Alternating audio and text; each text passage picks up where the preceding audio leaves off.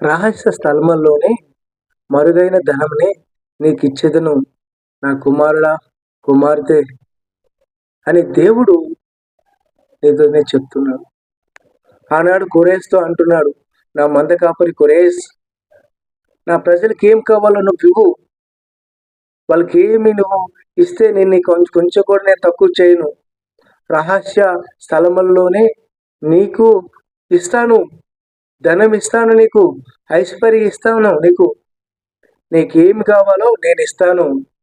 నేనెవరినో నీకు తెలీదు కోరేసు, కానీ నువ్వెవరో నాకు తెలుసు. సహోదరుడా, సహోదరి, నువ్వెవరు ఏంటో దేవుడికి తెలుసు. కానీ దేవుడు ఎవరో మీకు తెలియకపోవచ్చు.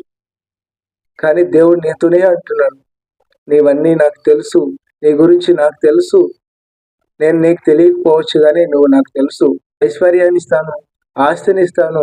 కోరేసు, నా మంద కాపరి కోరేసు, నా బిడ్డలని, నా పిల్లల్ని నువ్వు జాగ్రత్తగా చూసుకో. వాళ్ళకి ఏం కావాలో నువ్వు ఇచ్చి పంపించు కోరేస్ అని అంటున్నాను. ఈరోజు దేవుడు నీతోనే సూటిగా మాట్లాడుతున్నాడు. నీ స్థితి ఎలా ఉన్నా కూడా దేవుడు నీతోనే మాట్లాడుతున్నాడు. నీ స్థితి నువ్వు బాగాలేదు అనుకుంటున్నావేమో, దేవుడు రహస్య స్థలముల్లోని ధనం నీకు ఇస్తాడు. అది నీకు ఊహించిన విధంగా నీకు ఇస్తాడు. ఎలా రాబోతుందో నీకు తెలీదు.